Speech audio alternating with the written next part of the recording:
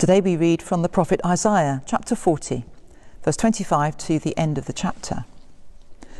There are many wonderful passages in Isaiah, encouraging, inspiring, comforting, but this I think is one of the best. It has a special place in my heart because the final verse about the eagles inspired the name of the school where I used to work in Switzerland as the chaplain, Aiglon College, or Little Eagles.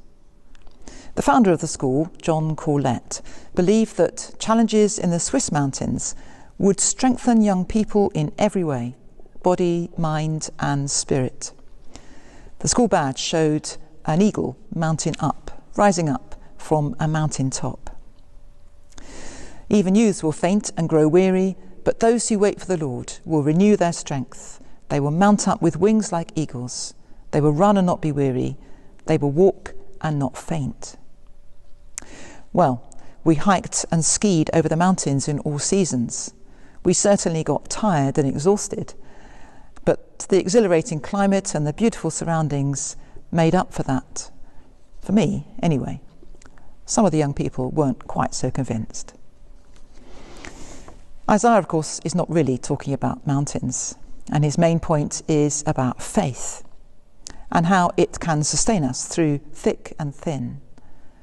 I hope that is your experience. But if you've not tried faith as yet, I'd recommend you give it a go.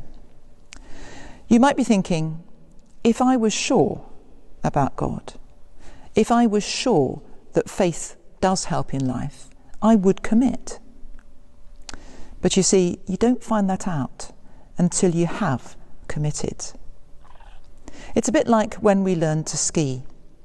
You can't do it without pushing off from the top of the slope and giving yourselves to the skis and the slope. And as you do so, your skill gradually grows and you become confident and agile on the piste.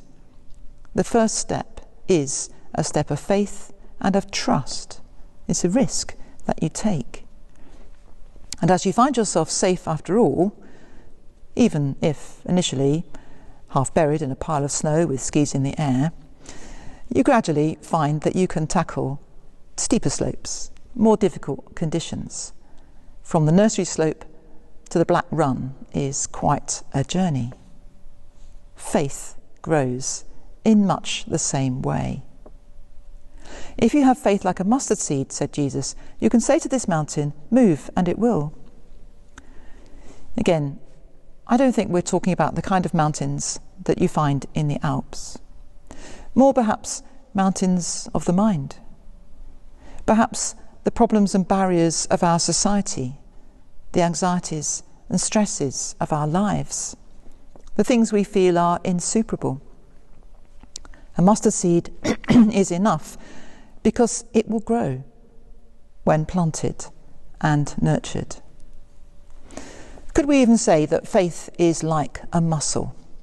Not the seafood, the kind in your biceps. We know that muscles grow and strengthen by being used and stretched.